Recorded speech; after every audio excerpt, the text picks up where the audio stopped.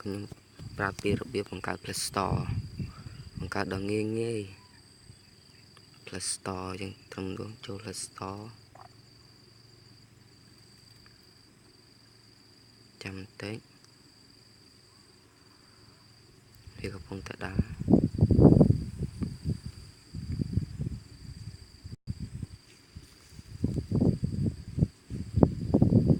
ចាំបន្តិចសិន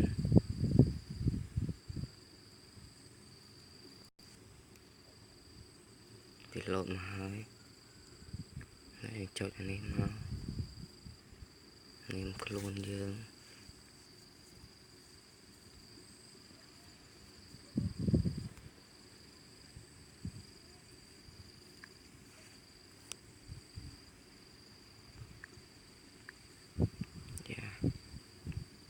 ឆ្លង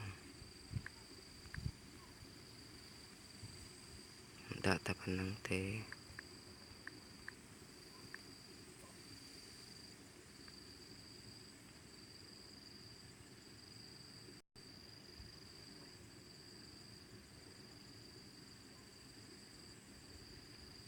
បាទវាលោតមកហើយ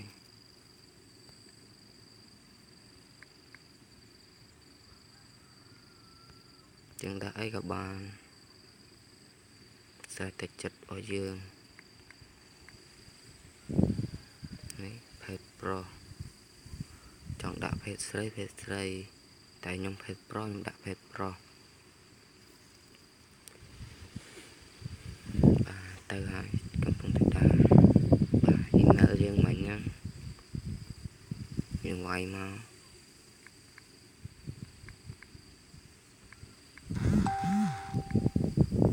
ឆ្លងទៀតស្យាប់មែន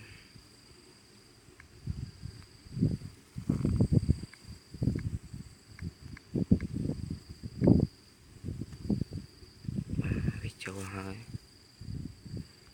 យើងសរសេរមក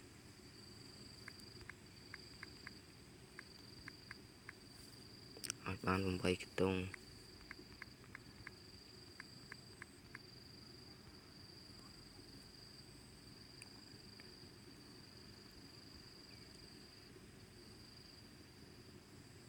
នេះលេខទូរស័ព្ទរបស់យើង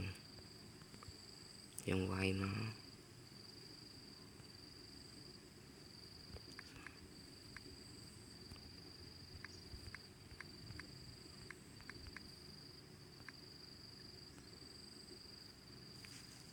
វាចូលឲ្យហើយនេះចាំសារវាមកសិនមកហើយបានដល់ជោគជ័យ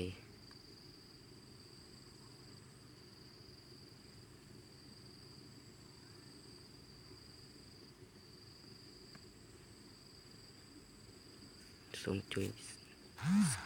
Subscribe និងចុចមេដៃសូមជួយកด Subscribe ចុចសញ្ញារូបកណ្ដឹង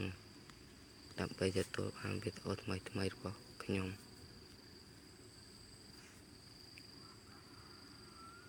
វាកំពុងតែដើរសេវា slow វិញ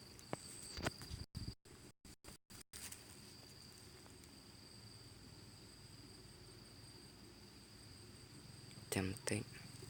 វានឹងលោតឲ្យ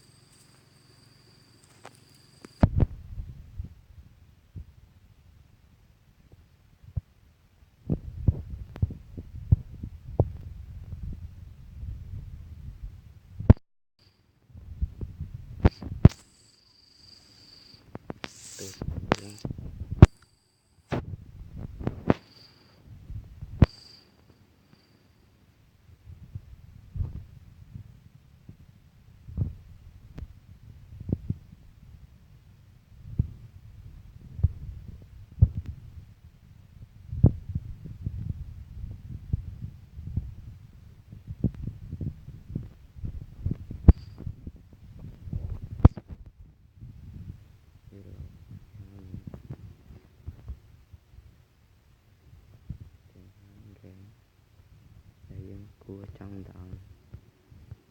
យើងដល់មួយណាក៏បានបង្កើតរួចរាល់